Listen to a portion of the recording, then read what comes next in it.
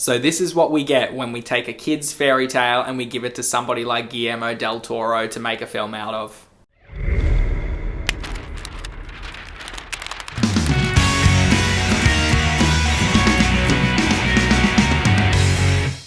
So Pinocchio is the brand new Netflix film that just got released yesterday. It is a stop motion animated version of the classic Pinocchio story, and it is directed by Guillermo del Toro.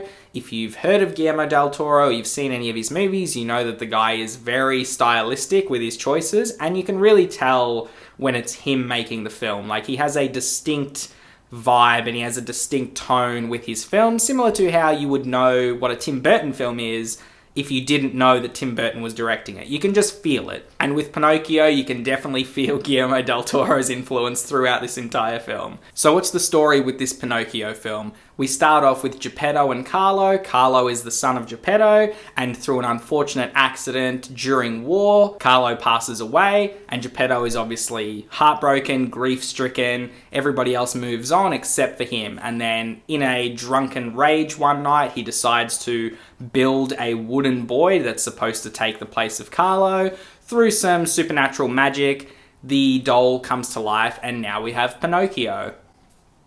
If you've seen the Disney version, if you've read the book, if you've ever heard the story of Pinocchio, you know what's going on here. Like, this doesn't really throw any curveballs to you in regards to the story. There is a few little changes that they do make, like a few plot points that they change, a few characters that they get to do different things, but overall, the Pinocchio story is intact here, albeit it's a little bit darker and you get to experience it in a different format than previous. So the stop motion is really what you come for this film. The way that it's been put together and the way that it's been created is unbelievable. Like, if you've never seen stop motion before, or claymation, which is quite similar, but obviously it's stop motion, but made with clay.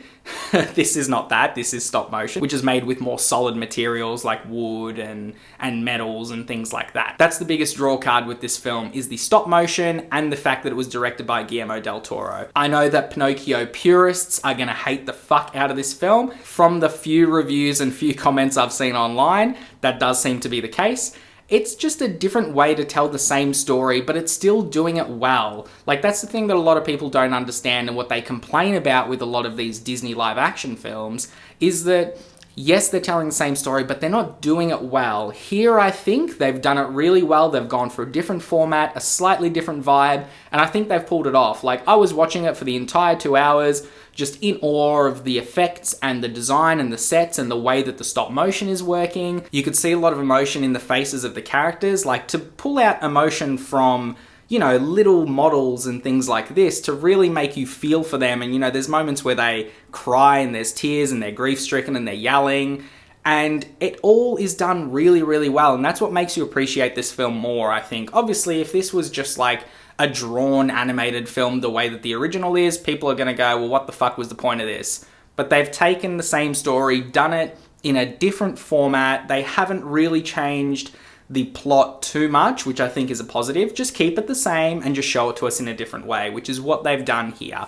And I tell you what, I really, really enjoyed it. I wasn't bored throughout the entire 2 hours. It could have been shortened maybe a little bit, considering that, you know, it's a Pinocchio story. But this one isn't really made for kids. Whereas the Disney one definitely is for kids. This one is probably going to freak a few children out. It is a little bit uncanny valley at times and a little bit freaky, but it's supposed to be that way. I thought all the voice acting was really great. I think Ewan McGregor's character, the Jiminy Cricket or Sigrid Cricket or whatever the fuck the name of the cricket is, he was probably my favourite character throughout the entire film. Just his line delivery and his voice, like, it's Ewan McGregor, so it's just comforting to hear the man's voice. And I thought that his delivery as a little cricket was fantastic. I absolutely loved it. So that's why I'm going to give Pinocchio an 8 out of 10. So tell me, guys, has anybody watched Pinocchio? If you have, comment down below, let me know what you thought about it.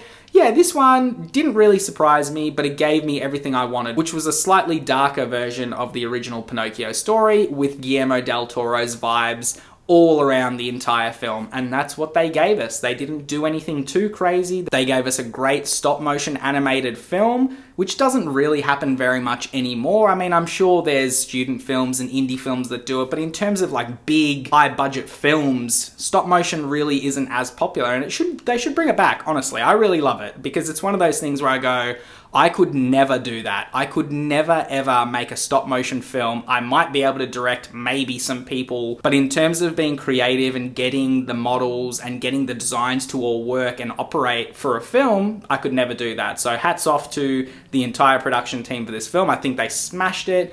And if there's anything you're going to watch this film for, even if you don't like Pinocchio, simply watch it for the effects. Watch it for the way they've made this movie, and you'll be in awe. You'll love it. And as a side note, they've released a little documentary behind the scenes of how they made the film. So definitely check this one out, guys. It's out on Netflix now, and it'll probably be there for a while, considering it's a Netflix original. And that was the review. So I hope you really enjoyed it. As always, click through to another video. We'll keep having some fun. Don't forget to like, comment, and subscribe.